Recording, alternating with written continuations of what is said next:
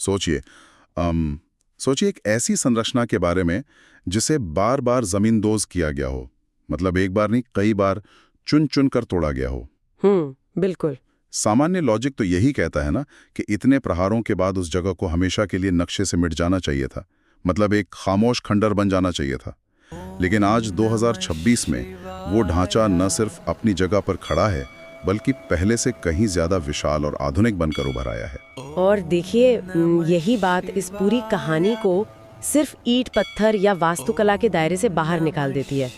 मतलब जब कोई ढांचा बार बार टूटने के बाद भी हर बार ज्यादा मजबूती से खड़ा होता है ना, तो वो इंसानी मनोविज्ञान और एक तरह की सामूहिक आस्था का रूप ले लेता है। Exactly. एक ऐसा विचार जिसे नष्ट करना किसी भी हथियार के बस की बात नहीं है। मैं तो कहूंगी कि ये लचीलेपन या वो जो हम कहते हैं ना रेजिलियंस, उसका एक बहुत ही दुर्लभ केस स्टडी है। सही कहा।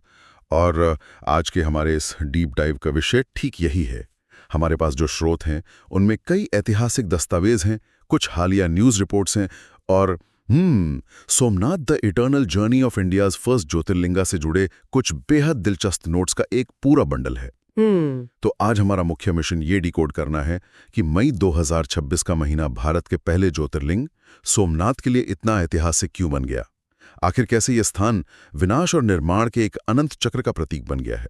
चलिए इसे थोड़ा विस्तार से समझते हैं। बिल्कुल। क्योंकि ये समझना वाकई दिलचस्प है कि किसी संरचना के इस अभूतपूर्व सर्वाइवल का असली राज क्या है। देखिए, इस राज को समझने के लिए ना हमें सबसे पहले जमीन पर उतरना होगा। मतलब किसी भी सभ्यता या ऐतिहासिक स्थल का भाग्य बहुत हद तक उसके भूगोल द्वारा तय होता है। राइट। हमलावरों ने बार बार इसी जगह को क्यों चुना और रक्षकों ने बार बार इसे यहीं क्यों बनाया, इसका जवाब इसके भौगोलिक महत्व में छिपा है। तो यहीं से शुरू करते हैं, क्योंकि ये कोई आम लोकेशन तो है नहीं। हम बात कर रहे हैं गुजरात के सौराष्ट्र क्षेत्र की।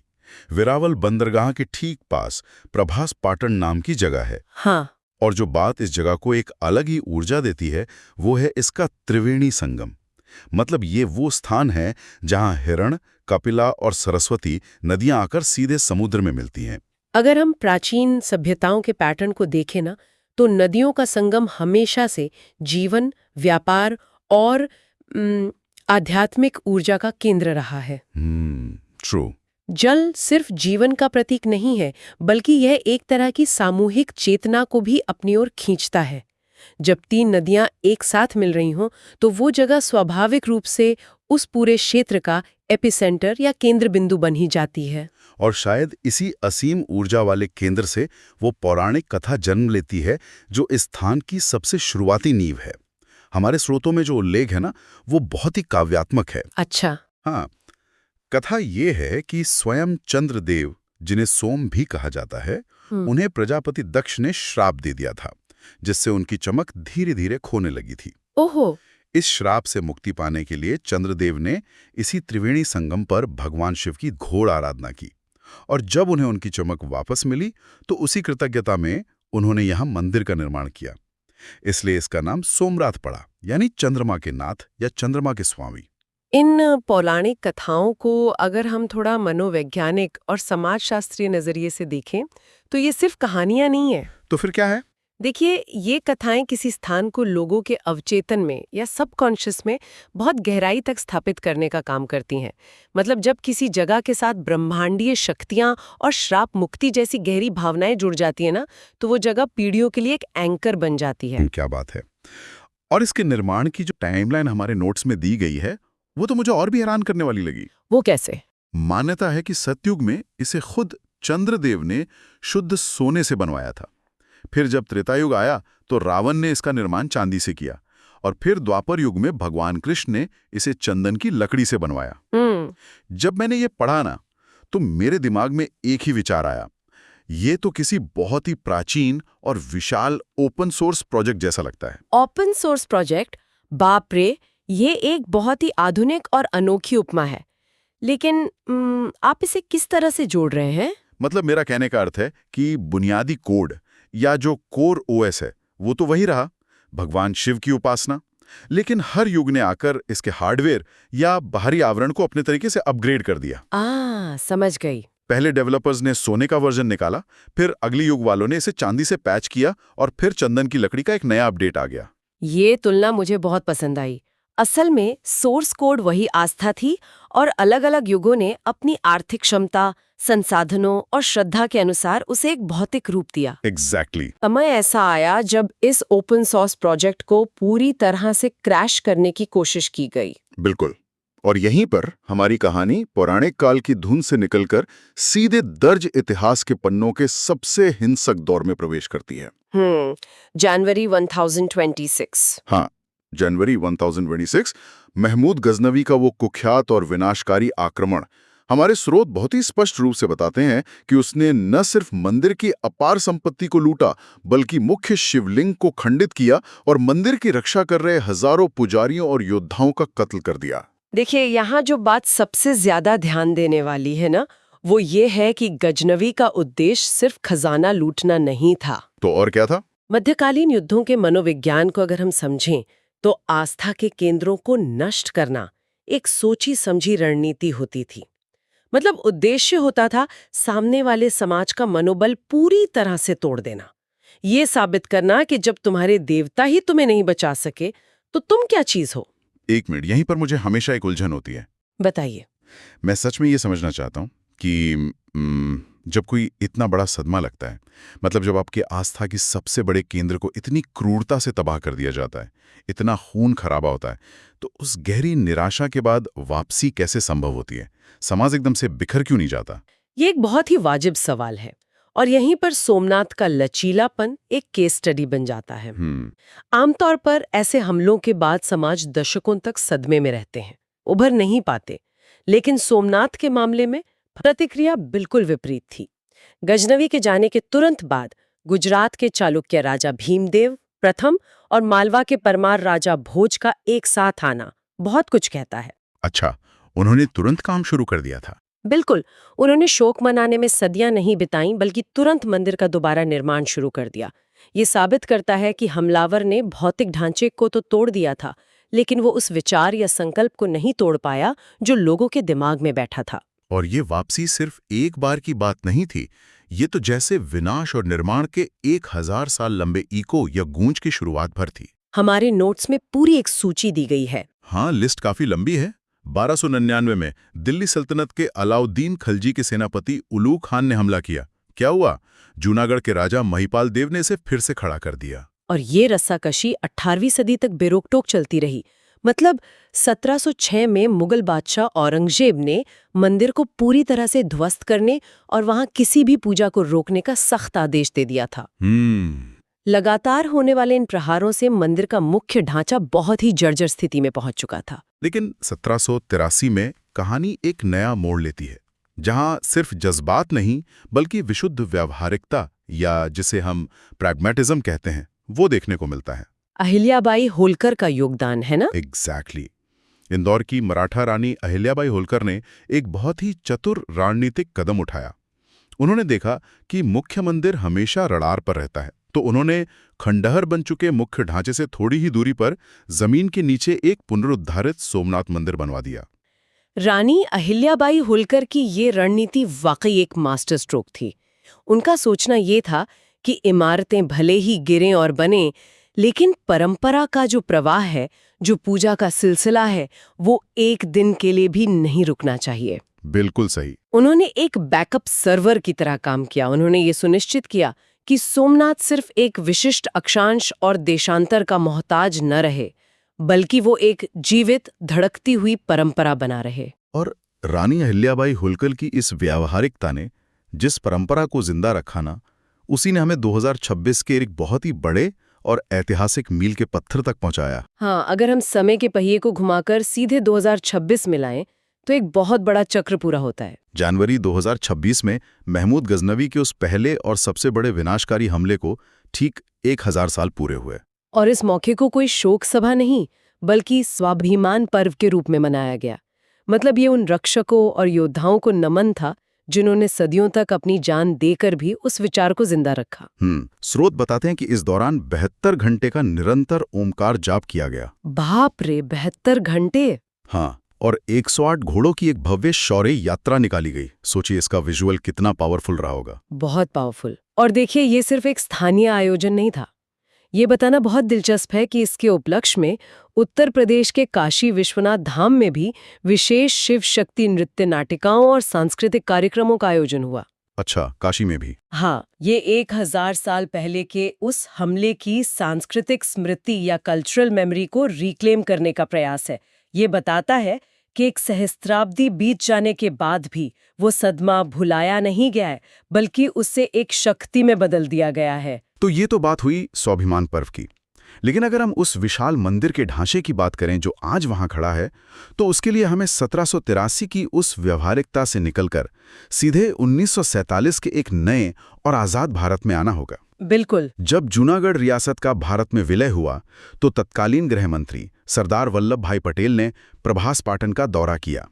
उन्होंने वहां समुद्र का जल अपनी हथेलियों में लेकर एक भव्य और विशाल मंदिर के पुनर्निर्माण का संकल्प लिया। एक नव स्वतंत्र राष्ट्र के लिए ये बहुत ही प्रतीकात्मक क्षण था। ये सिर्फ एक इमारत का पुनर्निर्माण नहीं था, बल्कि ये सदियों की अधीनता के बाद एक राष्ट्र के अपनी सांस्कृतिक जड़ों की ओर वापस लौटने का उद्घोष था। और अगर मैं अपने उसी पुरानी महजूजी पर वापस जाऊं ना, तो सरदार पटेल का ये संकल्प कोई छोटा मोटा पैच अपडेट नहीं था। ये एक मेगा रीबिल्ड प्रोजेक्ट था। हाँ, लिटरली एक मेगा प्रोजेक्ट। एक पूरी तरह से नया वास्तुकला का निर्माण। और इस विजन को जमीन पर उतारने के लिए के.एम. मुंशी जी ने एक मजबूत कानूनी और संस्थागत ढांचा तैयार किया, जिसे आज हम सोमनाथ ट्रस्ट के नाम से जानते हैं, क्योंकि बिना एक मजबूत संस्थागत ढांचे के कोई भी विजन लंबे समय तक टिक नहीं सकता। इस बिंदु पर हमारे ऐतिहासिक स्रोत एक बहुत ही महत्वपूर्ण घटना का तटस्थ रूप से वर्णन करते हैं। बात है 11 मई 1951 की, जब इस नवनिर्मित मंदिर का उद्घाटन होना था। उस समय तत्कालीन प्रधानमंत्री जवाहरलाल नेहरू और भारत के पहले राष्ट्रपति डॉक्टर राजेंद्र प्रसाद के बीच इस विषय पर स्पष्ट वैचारिक मतभेद उभरकर सामने आए थे। हाँ, मैंने नोट्स में पढ़ा था। नेहरू जी का मानना था कि एक नवगठित धर्मनिरपेक्ष राष्ट्र के प्रमुख को इस तरह के धार्मिक आयोजनों में आधिकारिक तौर पर शामिल नहीं होना चाहिए। बिल्कुल। नेहरू जी के लिए आधुनिक राष्ट्र निर्माण और धार्मिक पुनरुत्थान को अलग रखना आवश्यक था। दूसरी तरफ डॉक्टर राजेंद्र प्रसाद का दृष्टिकोण ये था कि इस मंदिर का पुनर्निर्माण भारत की आत्मा का पुनर्जागरण है और इसमें भाग लेना राष्ट्र की सांस्कृतिक पहचान का सम्मान करना है। राइट, दोनों के अपने अपने तर्क थे। हाँ, अंततः नेहरू जी के विरोध के बावजूद डॉक्टर राजेंद्र प्रसाद ने जाकर ज्योतिर्लिंग की प्राण प्रतिष्ठा की। ये घटना एक स्वस्थ लोकतंत्र में विमर्श और विचारों के अंतर का एक बहुत ही शानदार और ऐतिहासिक उदाहरण है, जहां दो बड़े नेता अपनी अपनी जगह पर अपने सिद्धांतों के साथ खड़े थे। और जिस वास्तुकला ने इस बहस और विमर्श के बीच आकार लिया ना, वो अपने आप में एक उत्कृष्ट कृति है। वर्तमान मंदिर को चालुक्य शैली या सोलंकी शैली में बनाया गया है, जिसे वास्तुशास्त्र में महामेरु प्रसाद शैली भी कहा जाता है। इस शैली की खासियत इसके बारीक काम और भव्यता में है। अगर आप इसे विजुअलाइज करें तो ये बिना गारे या सीमेंट के पत्थरों को आपस में इंटरलॉक करके बनाया जाता है। क्या बात कर रहे हैं, बिना सीमेंट के? हाँ, इसमें ऊंचे शिखर, जटिल नक्काशीदार खंभे और एक बहुत ही ज्यामितीय संतुलन होता है। इसके मुख्य वास्तुकार प्रभाशंकर सोमपुरा थे, जिन्होंने ये सुनिश्चित किया कि जो नया मंदिर बने वो तकनीक में आधुनिक हो, लेकिन अपनी आत्मा में उसी प्राचीन चालुक्य गौरव को समेटे हुए हो। और यही 1951 का वो मील का पत्थर है जो हमें सीधा आज के समय यानी मई 2026 के सबसे बड़े आयोजन तक लाता है। 11 मई 1951 की वो प्राण प्रतिष्ठा और अब 11 मई 2026। इस आधुनिक पुनर्निर्माण को पूरे 75 साल हो गए। Platinum jubilee. और इसे सोमनाथ अमृत पर्व या प्लैटिनम जुबली के रूप में बहुत ही भव्य स्तर पर मनाया गया। इस आयोजन का पैमाना वाकई देखने लायक था। वर्तमान में सोमनाथ ट्रस्ट के अध्यक्ष प्रधानमंत्री नरेंद्र मोदी हैं और हमारे स्रोत एक दिलचस्प ट्रिविया भी देते हैं कि मोरारजी देसाई के बाद इस पद को संभालने वाले वे देश के दूसरे प्रधानमंत्री हैं। अच्छा, सिर्फ दूसरे? हाँ, और इस 75वीं वर्षगांठ पर उन्होंने मंदिर में विशेष महापूजा की, कुंभाभिषेक किया और ध्वजारोहण किया। सिर्फ जमीन पर ही नहीं, आसमान में भी जश्न का माहौल था। भारतीय वायुसेना की मशहूर सूर्य किरण एरोबैटिक टीम ने आसमान में एक विशेष एयर शो किया और मंदिर के शिखर पर पुष्प वर्षा की। वाओ। इस ऐतिहासिक पल को हमेशा के लिए दर्ज करने के लिए एक स्मारक डाक टिकट और 75 रुपए का एक विशेष सिक्का भी जारी किया गया। इसके साथ ही उन पुराने योद्धाओं के सम्मान में अगले 1000 दिनों तक विशेष पूजा का संकल्प भी लिया गया है। ये सब बहुत ही प्रतीकात्मक है। मतलब ये आधुनिक भारत के सामर्थ्य और प्राचीन आस्था का एक ऐसा संगम है जो पहले शायद ही कभी देखा गया हो। लेकिन यहाँ मैं 1 मिनट रुककर थोड़ी सी उलझन जताना चाहता हूँ। हाँ, बताइए। देखिए, हमने 1000 साल पुराने हमलों को याद किया, 75 साल पुराने पुनर्निर्माण का जश्न मनाया, लेकिन क्या ये सब सिर्फ एक नॉस्टैल्जिया या अतीत में जीने का तरीका नहीं है? मेरा मतलब है, क्या हम सिर्फ पुरानी कहानियों का ही जश्न मना रहे हैं या ये जगह 21वीं सदी के भविष्य के लिए भी कुछ कर रही है? देखिए, ये सवाल इस पूरी चर्चा का सबसे जरूरी हिस्सा है। अगर कोई संस्था सिर्फ अपने अतीत के भरोसे बैठी रहे ना, तो वो ज्यादा दिन टिक नहीं सकती। बिल्कुल। और सोमनाथ के मामले में हमारे स्रोत बहुत ही स्पष्ट रूप से बताते हैं कि ये मंदिर सिर्फ इतिहास का म्यूजियम नहीं है। इसे आधुनिक दुनिया की सबसे गंभीर चुनौती यानी पर्यावरण और सस्टेनेबिलिटी के साथ जोड़ा गया है। पर्यावरण मतलब इतने प्राचीन आस्था के केंद्र में पर्यावरण की बात कैसे फिट बैठ रही है? मिशन लाइफ के तहत इस मंदिर को एक मॉडल सस्टेनेबल तीर्थ स्थान में बदल दिया गया है। इसे एक इको फ्रेंडली सिस्टम की तरह सोचिए। हाँ, मैंने नोट्स में कुछ बहुत ही दिलचस्प आंकड़े देखे थे।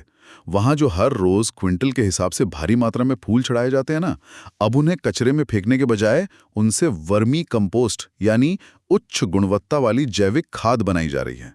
हर दिन आने वाले हजारों श्रद्धालुओं के कारण जो प्लास्टिक कचरा इकट्ठा होता है, उसे पूरी तरह से रिसाइकल किया जा रहा है। अच्छा। हाँ, और सबसे कमाल की बात यह है कि उस प्लास्टिक कचरे को प्रोसेस करके मंदिर परिसर के रास्तों के लिए पेवर ब्लॉक बनाए जा रहे हैं। आप सोचिए, जो चीज प्रदूषण फैलाती थी, अब उसी पर चलकर लोग मंदिर के दर्शन करने जा रहे हैं। बाप रे, ये तो गजब का ट्रांसफॉर्मेशन है। और इन सब में मुझे जो सबसे अद्भुत और लगभग एक कॉग्निटिव डिसोनेंस पैदा करने वाली बात लगी, वो है मियावाकी फॉरेस्ट। हाँ, मियावाकी फॉरेस्ट। मंदिर के ठीक पास 72,000 फुट के क्षेत्र में एक घना जंगल उगाया गया है। मियावाकी एक बहुत ही कारगर जापानी तकनीक है। इसमें देसी प्रजाति के पौधों को बहुत करीब करीब लगाया जाता है, जिससे वे सूरज की रोशनी के लिए ऊपर की ओर तेजी से बढ़ते हैं। नतीजा ये होता है कि जो जंगल 100 साल में तैयार होता है, वो इस तकनीक से सिर्फ 10-15 साल में बहुत घना हो जाता है। इसे जरा दिमाग में विजुअलाइज कीजिए। एक तरफ वो प्राचीन नक्काशीदार पत्थर हैं जहां सदियों पुराने वैदिक मंत्रों का उच्चारण हो रहा है, और ठीक उसी के बगल में 21वीं सदी की आधुनिक तकनीक से उगाया गया एक हरा भरा घना जंगल है और प्लास्टिक से बने पेवर ब्लॉक्स पीछे हैं। बिल्कुल। ये सच में प्राचीन आस्था और आधुनिक पर्यावरण संरक्षण का एक बेजोड़ तालमेल है। और यही बात ये साबित करती है कि सस्टेनेबिलिटी किसी भी संस्थान के लंबे समय तक टिके रहने की असली कुंजी है, चाहे वो वैचारिक स्थिरता हो जो इस समाज ने हजारों सालों के हमलों के दौरान दिखाई, राइट, या फिर आज के समय की पर्यावरणीय स्थिरता हो। सर्वाइवल का नियम हर जगह एक ही है। तो अगर हम आज के इस पूरे गहन विश्लेषण के धागों को एक साथ समेटें, तो ये बात पूरी तरह साफ हो जाती है कि सोमनाथ सिर्फ 3 नदियों हिरण, कपिला और सरस्वती का त्रिवेणी संगम नहीं है। ये असल में इतिहास के लचीलेपन, इंसानी आस्था के दृढ़ संकल्प और भविष्य की आधुनिक स्थिरता का भी एक अद्भुत त्रिवेणी संगम बन चुका है। 1000 साल पहले के उस भयानक विनाश से लेकर अहिल्याबाई होलकर की व्यवहारिकता, सरदार पटेल के संकल्प और 2026 के इस भव्य अमृत पर्व तक की ये यात्रा मानवीय भावना की एक ऐसी कहानी है जो हमें हमेशा प्रेरित करती रहेगी। ये एक स्पष्ट प्रमाण है कि जब भी विनाश और निर्माण के बीच टकराव होता है ना, तो अंततः निर्माण ही उस पर विजय प्राप्त कर लेता है। बात तो बिल्कुल सही है, लेकिन इस पूरी चर्चा को समेटते हुए मेरे दिमाग में एक ऐसा दार्शनिक सवाल अटक गया है जो मुझे परेशान भी कर रहा है और सोचने पर मजबूर भी कर रहा है। वो क्या? आज के हमारे स्रोतों ने ही हमें बताया कि इस मंदिर को सोने से, फिर चांदी से, फिर चंदन की लकड़ी से और अंततः आज के इन आधुनिक पत्थरों से बार बार बनाया गया। तो ये हमें इतिहास और दर्शन शास्त्र के उस बहुत ही मशहूर सवाल की तरफ ले जाता है जिसे शिप ऑफ थीसियस का कॉन्सेप्ट कहा जाता है। हाँ, बिल्कुल। शिप ऑफ थीसियस में यही पूछा जाता है ना कि अगर किसी जहाज के पुराने लकड़ी के तख्तों को धीरे धीरे निकालकर उनकी जगह नए तख्ते लगा दिए जाएं और एक दिन ऐसा आए जब उस जहाज का हर एक हिस्सा नया हो, तो क्या वो अब भी वही पुराना जहाज कहलाएगा? एग्जैक्टली। और सोमनाथ के संदर्भ में ये सवाल और भी गहरा हो जाता है। जाहिर सी बात है। वही तो ये सोचने वाली बात है कि क्या सोमनाथ का असली अस्तित्व कभी उन ईंटों, पत्थरों या उस सोने चांदी में बसता था जिन्हें हमलावरों ने बार बार तोड़ा और लूटा? जब हर एक ईंट, हर एक पत्थर और हर एक दरवाजा समय और हमलों के साथ पूरी तरह से बदल चुका है, तो क्या वो पुरानी बुनियाद, वो पुराना विचार ही उसे आज भी वही सोमनाथ बनाए रखता है? शायद उन हमलावरों की सबसे बड़ी भूल यही थी। वे सिर्फ भौतिक चीजों को, उन बाहरी आवरणों को तोड़ रहे थे, ये समझे बिना कि असली नींव तो जमीन के नीचे नहीं बल्कि लोगों के दिलों और दिमाग में थी। क्या बात है। एक ऐसा सोर्स कोड जिसे किसी भी तलवार से खरोचा तक नहीं जा सकता था। और शायद यही वो रहस्य है जो किसी भी विचार या संरचना को अमर बनाता है। वो जो महज ईंट, गारे या पत्थर से नहीं बल्कि एक अटूट संकल्प से बनी हों। ये सोचने पर मजबूर करता है कि जो चीजें टूट जाती हैं, क्या वे वापस और मजबूती से खड़ी हो सकती हैं? क्या उनका नया स्वरूप उनके पुराने वजूद से भी ज्यादा शक्तिशाली हो सकता है? इसी गहरे विचार के साथ हम आज के इस डीप डाइव को यहीं विराम देते हैं। सुनते रहिए।